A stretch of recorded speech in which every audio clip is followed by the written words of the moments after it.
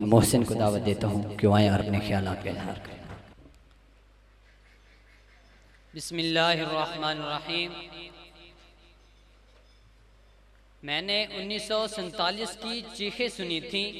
मैंने तकसीम की रात इंसान तड़पते देखे थे। मैंने एक माँ को चाकू के नीचे अपना बच्चा रखते देखा था।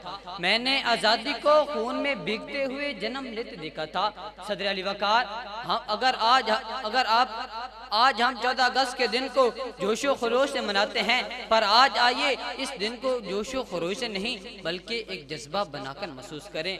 आज मैं आज़ादी के उस पहलू को जिंदा करने आया हूँ जो सिर्फ नारे नहीं बल्कि नूहे कहता है। जनाब मुअज़्ज़िज़ जज साहबान और बाबे इल्म दानिश के गुयूरो बाशऊर बशिंदो, अस्सलाम वालेकुम। आज इस मुक़द्दस ईमान में मुझे जिस मौजू को लफ्ज़ों के पराहन में सजाना है वो लफ्ज़ों की माला में कुछ यूँ है। मैंने 1947 की चीखें सुनी थी। अगर आज आप 1947 की सरहद पर होते तो आपने वो रेलगाड़ियाँ देखी होती जो सिर्फ लाशें लाती थीं।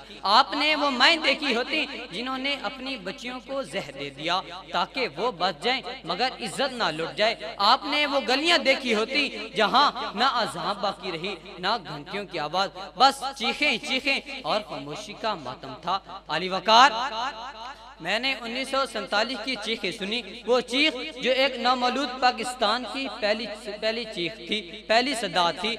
हिजरत की चीख, कटे पांव, जलते काफले और वो जो हिजरत के सफर में मारे गए उनकी कब्रें आज तक सरजमीने पाकिस्तान में बिखरी हैं।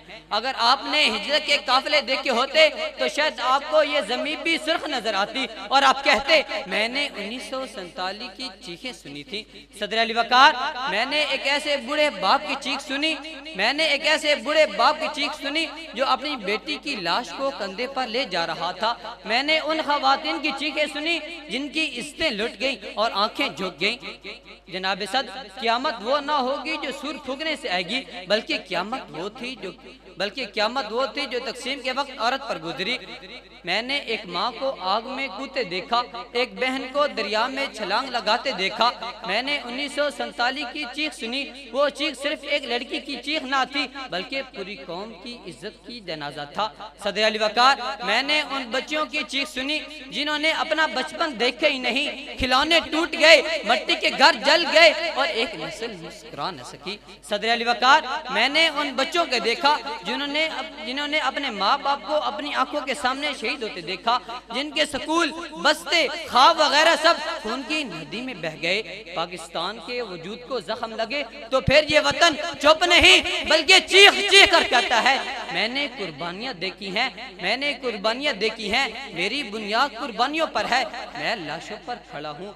मैंने 1947 की वो चीख सुनी जो कहती थी मैं पाकिस्तान हूँ, मुझे नारा मत दो, मुझे मेरी कुर्बानियों का हक वापस दो। सदर अली वकार, तुम्हें मालूम भी है आज़ादी की कीमत क्या है?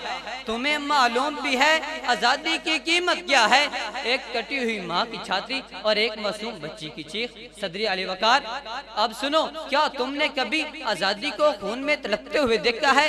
क्या तुमने कभी वतन की मिट्टी से लाशों की बू महसूस की? अगर नहीं तो याद रखो, जिन्होंने 1947 की चीखें सुनी थी वो आज भी कब्रों में सवाल करते हैं क्या तुमने आज़ादी की हिफाजत की जिसके लिए माओं की गोदें खाली हो चुकी थी, बहनों की चादरें छीन चुकी थी, बापों की आंखें बेटियों की जलती हुई आंखों को ना बचा सकी।